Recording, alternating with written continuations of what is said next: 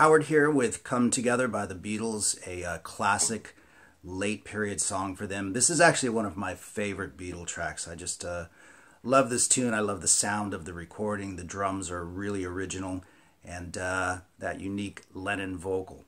It's funky, it's swampy, it's bluesy. It's just a really cool tune. It's not too difficult to play. In fact, I'd call it kind of an intermediate type tune. But there is a lot of bends in the middle solo, the harmony guitar solo, and the solo at the end. So real quick, just as I did with Get Back, I'm going to actually include some of Billy Preston's cool stuff that he played on electric piano on the Fender Rhodes, because that stuff is just really cool and tasty, and it's great to play on guitar. You know, if you're just jamming with another guitar player or playing it by yourself, it's really fun to play those parts, and they're actually really cool. And as a note, on the original recording, there is a touch of distortion on the rhythm guitar part, but it's not very potent at all. So I'm really just running basically pretty clean here. And I've got my pickup selector in the middle position for a little bit darker tone, okay? And so here we go.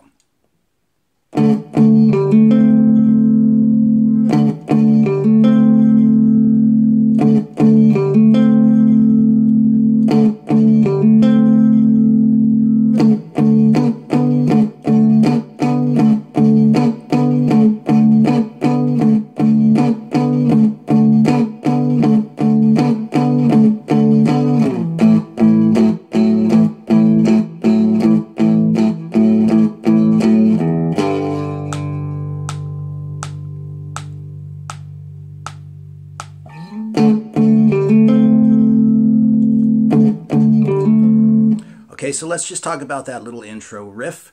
I'm barring the 6th, the 5th, and the 4th string, the E, the A, and the D at the 10th fret to pull this off.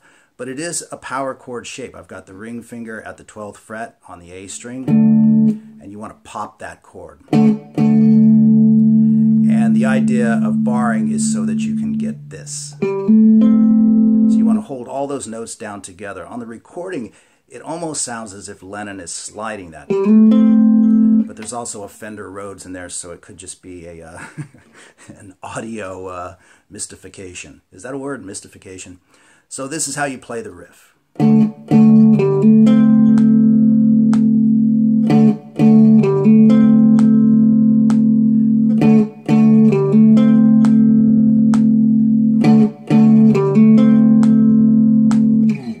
And then we are into the verse, which is just standard rock and roll blues, way laid back boogie stuff. But you want to pop the chords, you want to make it sound pretty staccato. In other words, it's not.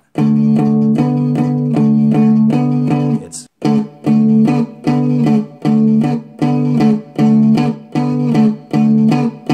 So you have to apply a bit of muting in the left hand, sort of letting the pressure off the strings to create a staccato effect. And I sort of look at it as the fingers going down onto the strings simultaneously with the pick. And you notice you've got that staccato at first, then the second strike of the chord rings out, and that's true with the pinky as well.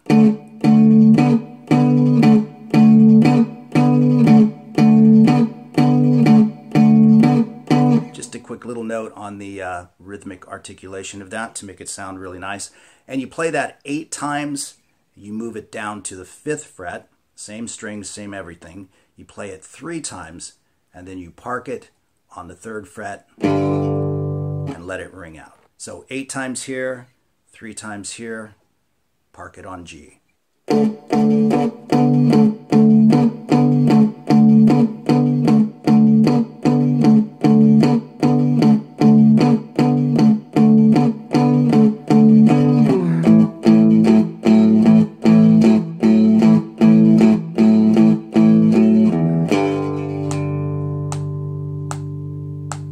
And then repeat all of that.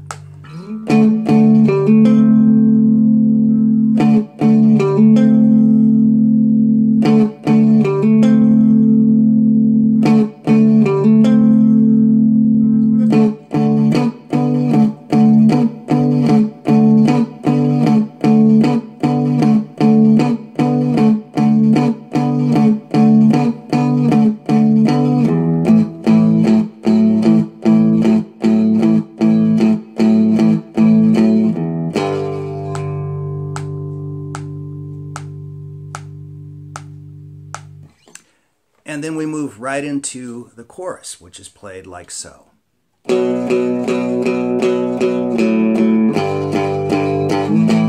So I've got a power chord across the A string and the D string at the 2nd fret. And that's 6 solid downstrokes for that B power chord. And then you simply let the first finger off. You can really hear that on the recording if you listen carefully. So it's not just power chords moving along the fretboard. It's actually this. 1, 2, 3, 4, 5, 6, 7, 8. And then a G power chord, which we already played off of the top 2 strings, the 6th and the 5th. So what we're doing there is we're downstroking the G string 4 times, then slide it up to the 5th fret for the A power chord, and then pick it again.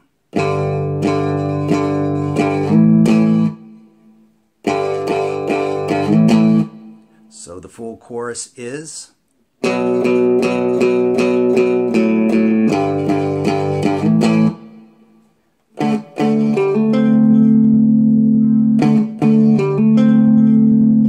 and so on. So right at about the 2-minute mark in the track, we come back and we're playing this riff, the intro riff.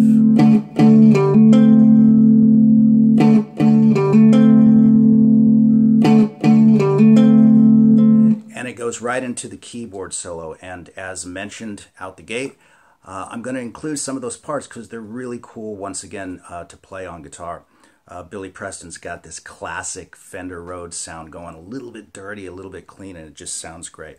So this is pretty easy to play. This is what he does. And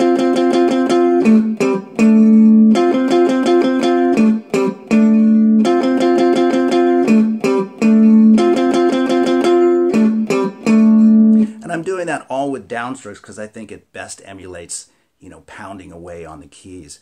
So you can see that on the tab. It's just a collection of fourths, that type of thing, right? But it sounds really cool against that swampy,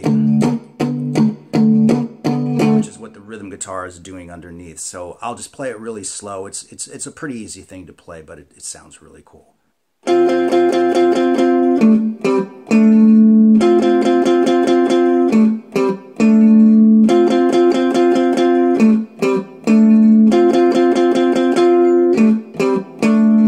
So you can see it's the same thing played 4 times, but as is noted on the tab above, the phrasing is slightly different on that last one. Instead of,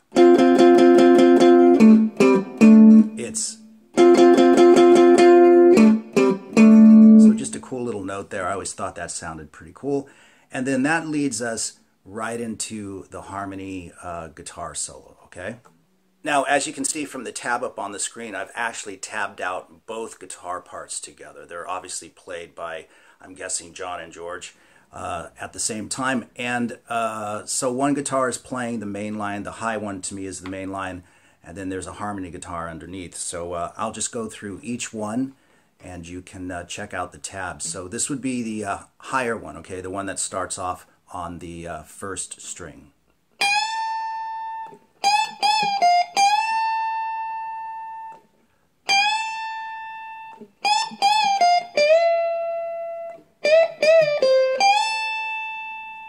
So as I mentioned out the gate, there's a lot of bends, okay? And those are all full step bends. There is some vibrato in there. Most importantly is to keep your pitch as accurate as possible. But if you can smooth out some vibratos in there, that's even better.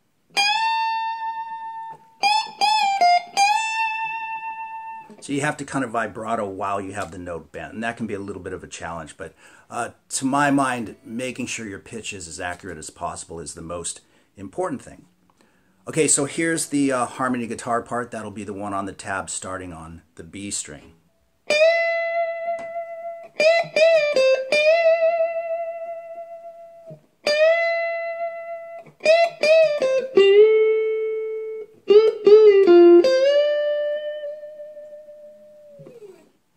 And then at the end of the harmony guitar solo, Billy Preston plays this great fill on the Fender Rhodes, and we can play that on guitar by going just like this.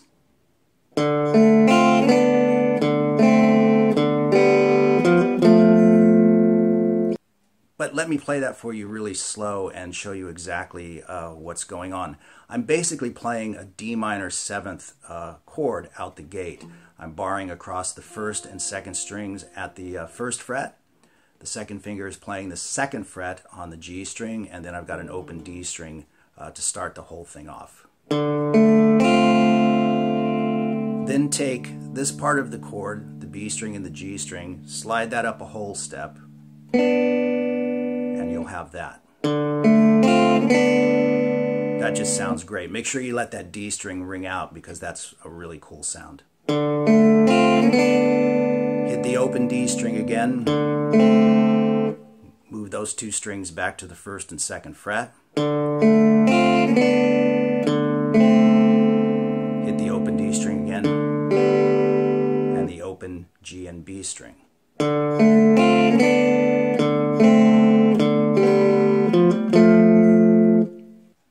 And what I did right there was I hammered from 3 to 5 on the D string. If it's more comfortable for you to play it with your 1st and 3rd finger, you can do that too, as long as you can make the chord at the end. 2nd fret on the G string, 3rd fret on the D string. Either fingering is fine.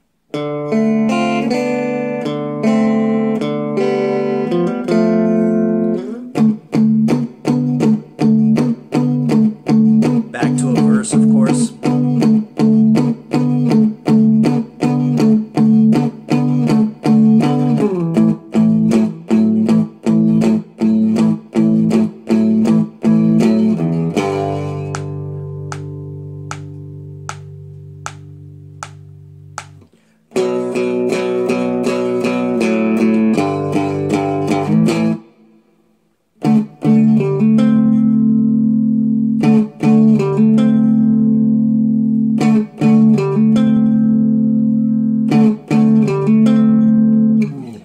So on, okay? So then we get into the outro of the song where the band is just basically vamping on the D boogie pattern.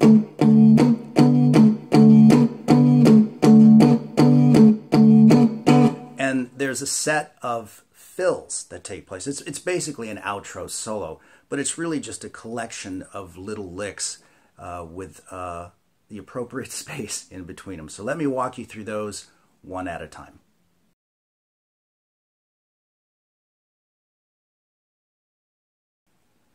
So a quick little note here, when you play the last go-around of this, leading into the outro guitar solo and vamping on the D chord, you'll hear some swells on the guitar taking place.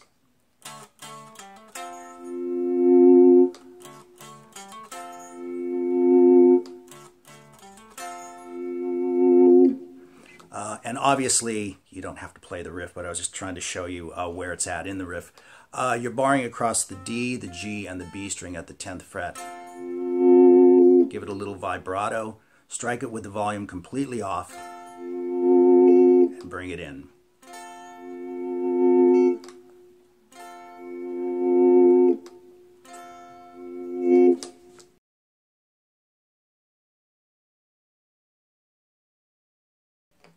So the first one you hear is played like so.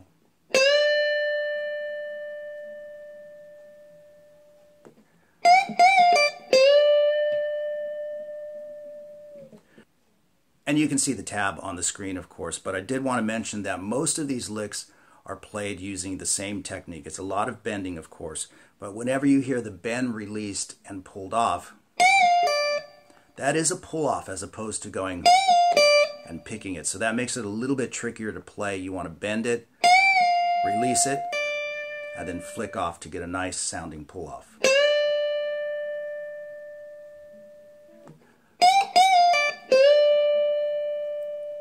And so, as I say, you'll encounter that in quite a few of these licks. For instance, the next one is, and that's followed by, and then followed by. You get the idea, right? So let's carry on. The next lick is,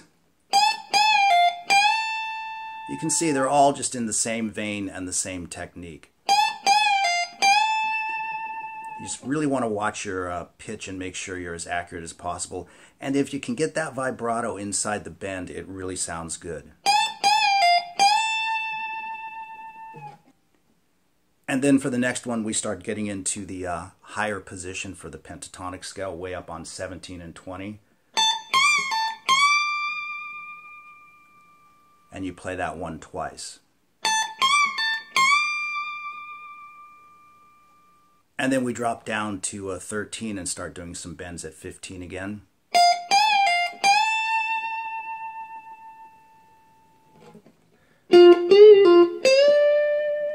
So that one right there is one that he played earlier, obviously, the 10th and 12th frets on the G string.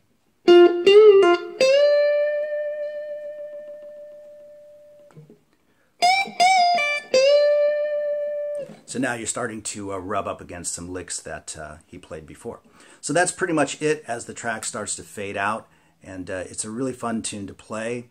And once again, just making a note of Billy Preston's part. Underneath these guitar fills, as they're just vamping on the D, he plays, underneath all of that, a very similar thing to what he played before.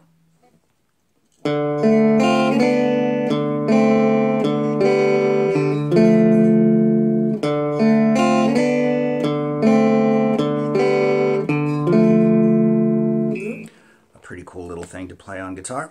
So there you go, come together from the Beatles, of course, and I hope you enjoyed the lesson, and we'll see you soon.